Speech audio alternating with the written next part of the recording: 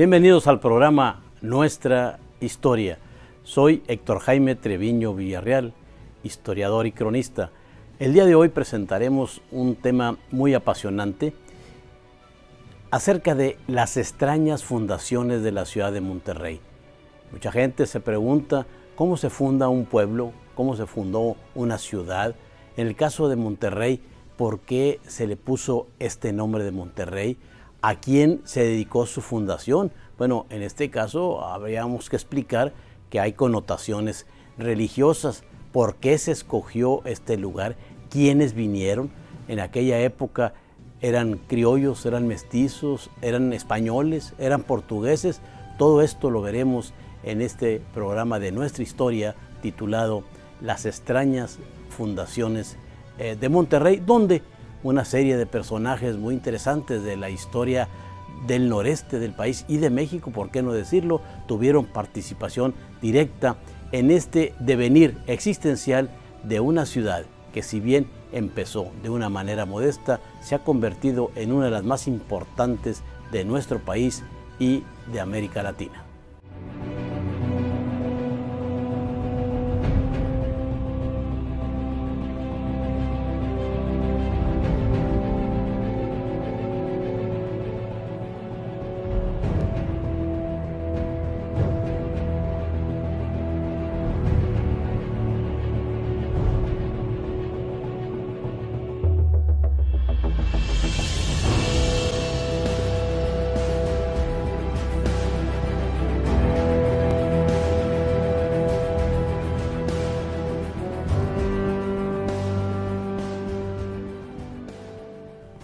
Cuando nos preguntamos cómo se fundó la ciudad de Monterrey, cuál fue este proceso que dio como resultado el integrar una comunidad tan grande que hoy tenemos, ya no tan solo en la misma ciudad, sino el área metropolitana de Monterrey, de más de 4 millones de habitantes, pues la gente pregunta, bueno, ¿cómo fue esto? ¿A qué se debió? ¿Quién vino? ¿Quién lo realizó? ¿Fue así de grande en un principio? Hay una cantidad de dudas considerables y que con vía los documentos los vamos resolviendo poco a poco y hemos estado reescribiendo la historia de nuestra ciudad. Yo le llamo a este capítulo interesante de la historia Las extrañas fundaciones de Monterrey, y en el transcurso del programa van a ver el porqué de estas extrañas fundaciones de Monterrey. Por esta región del noreste, después de que los españoles conquistaron a Tenochtitlan y establecieron la Ciudad de México, poco a poco fueron avanzando hacia el norte, repartiéndose las tierras, también repartiéndose a los indios que allí habitaban y buscando sobre todo metales de buena ley, es decir, oro y plata, pero también esclavizando a la mayor parte de la población. Los colonizadores ibéricos lo que pretendían era conseguir gloria y riqueza. De estas gentes que vinieron al Nuevo Mundo, muchos de ellos eran aventureros, era gente que venía en búsqueda de esta riqueza, en búsqueda de aventuras, pero también hubo gente que tenía la ambición de ser más en esta sociedad novohispana. Cuando ya se van aproximando al norte, cuando ya no hay tierras que repartir en el centro, siguen buscando los metales, el oro y la plata principalmente. La situación, ya lo hemos dicho anteriormente, no era lo mismo las etnias que existían en el centro del país a las que había en el noreste. Allá estaban pacificadas, vivían alrededor de ciudades, mientras que acá deambulaban libremente, lo cual les imprimió un carácter de rebeldía, por lo cual los colonizadores batallaron mucho para meterlos en cintura, como decían en los documentos. Pues bien, una serie de personajes visitaron estas tierras, pasaron por aquí en afán de exploración, otros en afán de enseñar, mejor dicho, la religión católica. Pero no es sino hasta fines de 1572, principios de 1573, cuando un personaje muy ligado a la historia de Nuevo León llamado Luis Carvajal y de la Cueva se va a adentrar a esta región. Él estaba en la región de Pánuco y trata de establecer un camino hacia Mazapil, Zacatecas, donde ya se estaban explotando minas de plata, al igual que en la ciudad de Zacatecas. Hay que recordar que en aquel tiempo no había comunicaciones, qué pensar de carreteras, teléfonos y todo este tipo de novedades que tenemos en la actualidad. En aquel tiempo habría que abrirlos a punta de hacha, estos caminos, y de Tampico buscó ese camino hacia Mazapil. Lo hace, llega a Zacatecas, luego va a Mazapil, pero él pretendía regresarse, no por el camino por el que vino, sino buscar una nueva ruta. Y hace un viaje desde la parte alta, que es Saltillo, hay que recordar que está a más de 1200 metros sobre el nivel del mar, y en esa escabrosidad que es la Cuesta de los Muertos, él baja hacia esta región de Monterrey a fines de 1572, principio de 1573, y va a ser el primero que va a ver estos lugares. Y tenemos la casi seguridad que él fue el que bautizó tanto al Cerro Las Mitras como el Cerro de la Silla, la Cuesta de los Muertos, la Cuesta de Carvajal y todos los accidentes geográficos que luego los españoles le pusieron ese nombre. Entonces, seguramente Carvajal y de la Cueva, con su afán exploratorio, él estuvo acá en 1572, a fines 1573, y luego ya regresa a Tampico. Al conocer estas tierras y entrar en contacto con personajes también que estaban en Mazapil, Zacatecas, esto va a detonar ya la fundación de algunos pueblos en estos lugares. Ahí va a conocer a una serie de personajes también portugueses, porque hay que recordar, los personajes que fundaron a nuestra ciudad de Monterrey en estas extrañas fundaciones fueron de origen portugués. Tanto Luis Carvajal y de la Cueva, Alberto del Canto, Diego de Montemayor y muchos otros personajes son portugueses. Todavía nos quedan algunas reminiscencias de ellos. Allá en el campus de la universidad, se llama el campus Mederos. Bueno, ¿qué era Mederos? Pues Mederos era Manuel de Mederos, de origen portugués.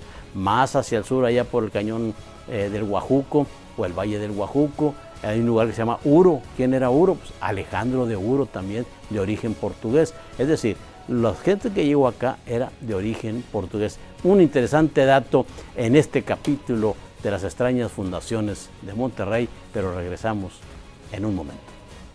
Regresamos a nuestra historia. Ya en el bloque anterior veíamos cómo se fueron acercando a esta región los iberos. Y decimos iberos porque eran portugueses y españoles originarios de la península ibérica. ¿Por qué es interesante este aspecto y este dato? Porque en ese momento Portugal había sido tomado casi como una colonia de España, y los portugueses tuvieron la oportunidad de venir también a hacer la lucha, como se dice comúnmente. Entre ellos vinieron estos personajes interesantísimos para nuestra historia del noreste. Mencionamos a Luis Carvajal y de la Cueva, a Alberto del Canto, a don Diego de Montemayor, que van a ser las figuras señeras que tradicionalmente maneja la historia que han hecho nuestros historiadores. Pero vamos por partes. Ya establecimos que de estos personajes, el primero que anduvo por estos lugares fue don Luis Carvajal y de la Cueva, en ese viaje que hizo de Tampico a Mazapil y que regresó por estos lugares a Tampico precisamente. Esto le permitió ver las posibilidades de este territorio y posteriormente va a pedir una capitulación al rey de España para establecer el nuevo Reino de León.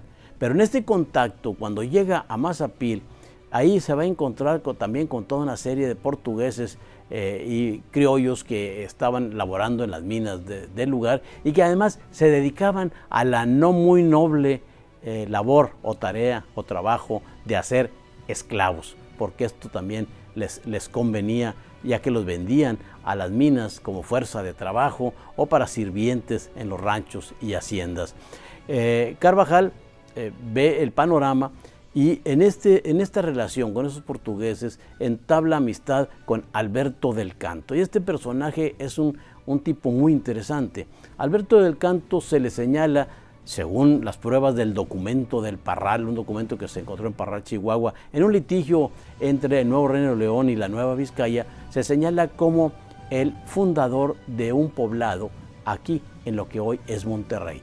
Alberto del Canto funda la Villa de los Ojos de Santa Lucía, lo cual nosotros aseguramos que sucedió en diciembre de 1577, el 13 de diciembre, que es en honor a la santa, que es Santa Lucía. Pero también fundó la ciudad de León, lo que hoy es Cerralbo, y se le considera también el fundador de la ciudad de Saltillo. Todo esto en 1577. Este Alberto del Canto era originario de la isla, de la ciudad de Praia, en la isla Terceira, en las Azores, portugués. Además un inquieto, aventurero, de una vida que hoy sería motivo de una telenovela.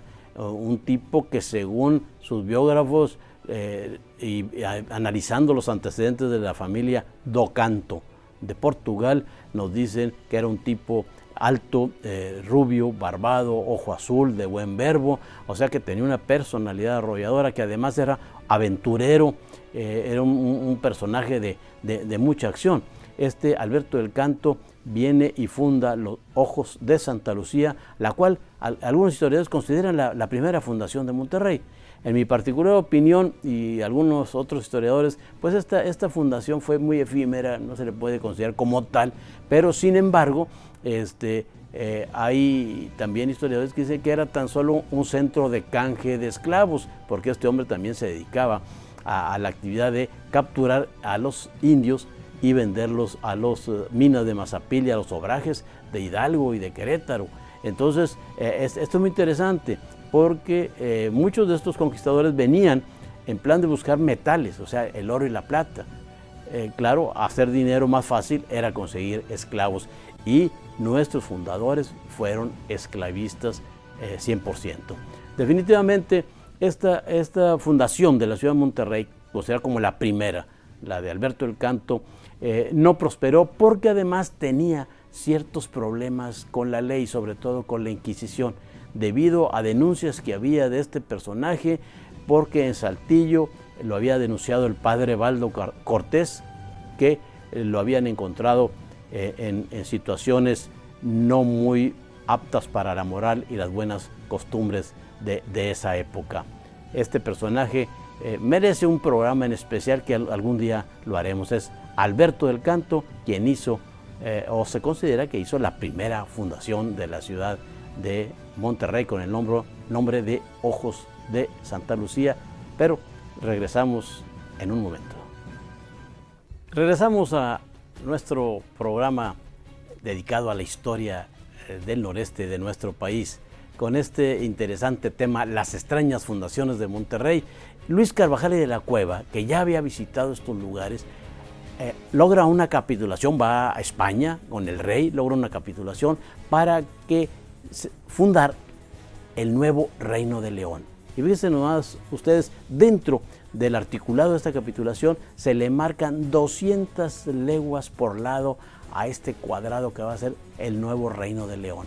Es decir, son 200 leguas y una legua tenía 4 kilómetros, o sea, 800 kilómetros de lado. Era una superficie considerable, lo cual pues, los reyes lo establecían porque no tenían idea, ni había mapas geográficos, ni una aproximación de lo que eran estas extensiones. Es decir, el nuevo Reino de León tuvo costas en el Pacífico y tuvo costas hasta el Golfo de México. Ustedes se imaginan esta considerable extensión, llamado por algún periodista en su momento el cuadrado trágico de Carvajal, por el fin que tuvo don Luis Carvajal y de la Cueva.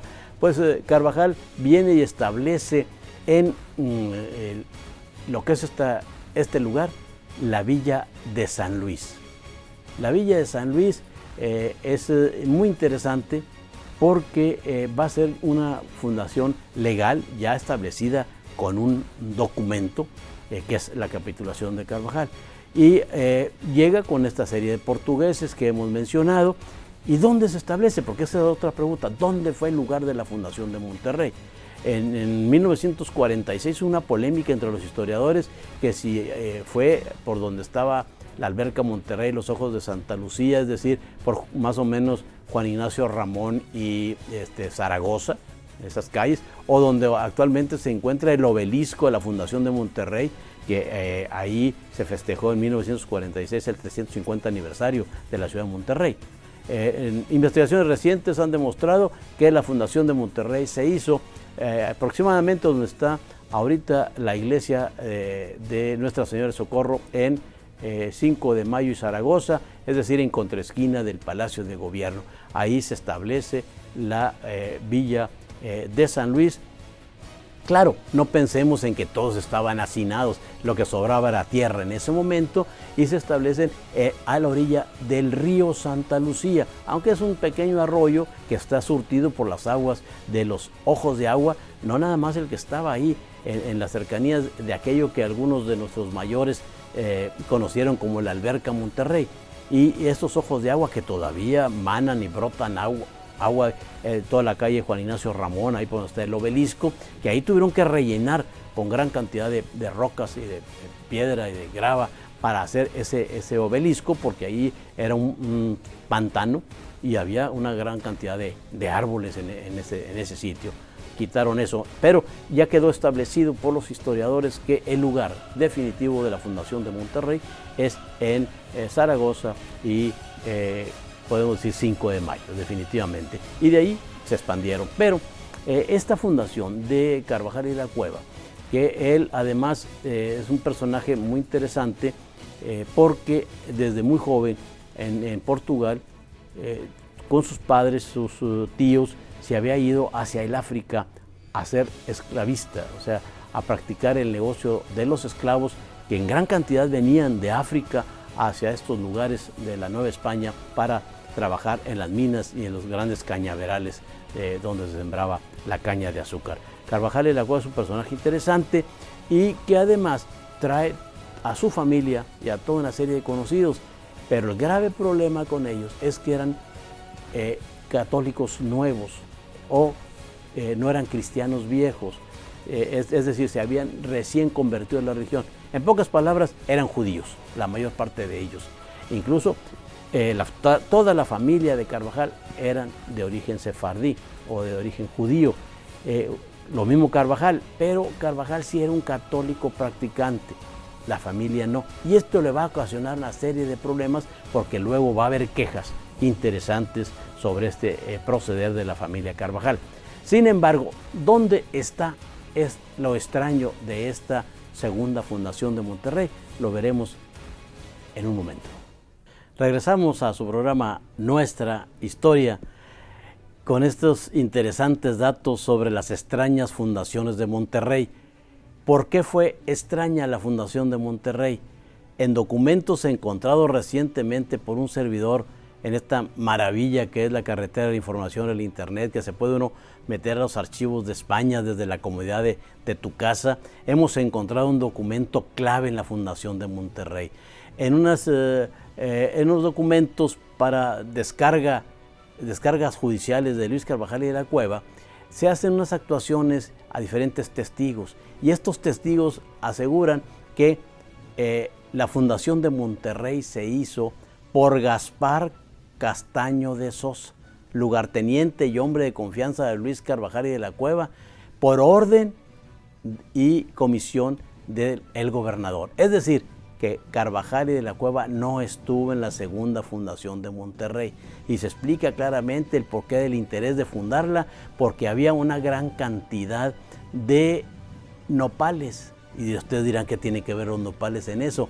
Es que en los nopales se da el insecto de la cochinilla y esta cochinilla atrapándola se hace un tinte a la hora de secarla, tiene un proceso y se utilizaba mucho para la pintura de los textiles. No habían las sustancias químicas que ahora conocemos, entonces se habla de la gran cantidad de tunales y de nopales que había en esta región. Así lo dice el documento, pero lo más importante es en este documento que nos dice que Gaspar Castaño de Sosa fue el que hizo la segunda fundación de Monterrey. Claro, por orden y comisión del gobernador Luis Carvajal y de la Cueva. Lo extraño es que él no estuvo en esta segunda fundación de Monterrey. Finalmente, después de andar en estos lugares, los portugueses y criollos mestizos y algunos negros, también algunas de las etnias que ayudaron también en la fundación de estos lugares. Hay que recordar que iban a Ciudad de León, en Cerralbo, a lo que hoy es Cerralbo, a la cuestión de las minas. finalmente lo van a despoblar porque tienen el ataque constante de los naturales. En un ardid, ya Carvajal se había ido de esta región porque lo llamó la Inquisición para resolver el problema de un juicio sobre judaizante, pero también el virrey le había enderezado una queja sobre sus actitudes de esclavista. Entonces se va a despoblar el nuevo Reino de León. Diego de Montemayor va a citar a todo mundo. Diego Montemayor, uno de los lugartenientes de Carvajal también, en la hacienda de Castaño, lo que hoy es Apodaca, Nuevo León. Esta era la hacienda de Gaspar Castaño de Sosa, y ahí lo va a citar. Cita a los naturales con el propósito avieso, criminal, de atraparlos y llevárselos, pero se dan cuenta y hacen una matazón tremenda de españoles, de mestizos, de portugueses, y finalmente se va a despoblar este nuevo Reino de León. Luego, más adelante, se viene ya la fundación definitiva de la ciudad de Monterrey, la tercera fundación por don Diego de Montemayor. En 1596 don Diego, con 12 familias, viene de Saltillo y va a fundar la ciudad de Nuestra Señora de Monterrey, que es el nombre correcto. Pero, ¿por qué extraña la fundación? Primero, porque no tenía permiso de fundarla. Nadie podía fundar pueblos, villas, ciudades sin el permiso del virrey o del rey. Y don Diego, nosotros decimos en tono de jocoso, que fue el primer indocumentado en la región porque pues no tenía documento que lo avalara, y lo viene a establecerse acá. Pero además hemos encontrado también un oficio en el Archivo Municipal de Monterrey firmado por Juan Pérez de los Ríos, donde dice Juan Pérez, dirigiéndose a Diego Montemayor, que vinieron a la fundación de la ciudad de Monterrey acatando la orden de don Diego de Montemayor. ¿Estaría don Diego en la fundación? Nosotros creemos que tampoco estuvo. Por eso hoy hablamos de las extrañas fundaciones de la ciudad de Monterrey. En descargo diremos que esta tercera fundación y definitiva, que esa es la que se debe de considerar, la de 20 de septiembre de 1596, se hizo, como no había permiso oficial, se hizo una hermosa carta de fundación, un documento que es verdaderamente muy valioso, todo un poema porque nos habla de estos lugares, y cómo don Diego, él no se puso de alcalde, por eso ahí nuestra aseveración que él no estuvo acá, sino puso a dos de sus principales personajes que lo acompañaban. Muy interesante la historia de Monterrey, con todas estas cuestiones de estas extrañezas en su fundación, y que los documentos ahora que se están digitalizando en los archivos españoles y portugueses nos deben dar nuevas pistas. Es decir, nuestra historia se sigue reescribiendo. Ya los viejos conceptos que teníamos han ido cambiando, pero no cabe duda que Monterrey tiene esta fundación, con todos sus defectos, con todos sus problemas. Estos personajes, Alberto del Canto, Luis Carvajal y la Cueva, don Diego de Montemayor, que eran esclavistas, que practicaban algunas otras actividades no lícitas, pero sin embargo ellos fueron los personajes claves en la fundación de una ciudad como la nuestra de Monterrey, que ahora es pujante, que es una de las más importantes ciudades de México y de América Latina. Creo que esto es muy importante, repasar todos estos capítulos de la historia. Luego, aquí, en nuestra historia, lo haremos detenidamente con cada uno de nuestros personajes.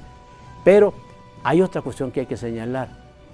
En 1626 llega Martín de Zavala, y este es otro gran personaje muy importante, porque este es el que va a consolidar el nuevo Reino de León. Con él, ahora sí, va a tomar este rumbo, porque los primeros años fueron de penuria, fueron de miseria. Mueren Alberto del Canto y Diego Montemayor en 1610. Anteriormente había muerto en las cárceles de la Ciudad de México Luis Carvajal y de la Cueva. El proceso de la Inquisición lo había librado, no el proceso civil. Entonces, esto es muy interesante señalar. Y otra cosa, en 1612 se va a cambiar el asentamiento de la ciudad hacia donde ahora está lo que se conoció como Plaza Zaragoza, donde está la catedral, donde está el Palacio Municipal, porque en 1612 una terrible inundación que arrasó con aquellas chozas endebles que habían hecho los colonizadores. Continuaremos con más asuntos de carácter histórico del noreste de México y del país, aquí en Nuestra Historia.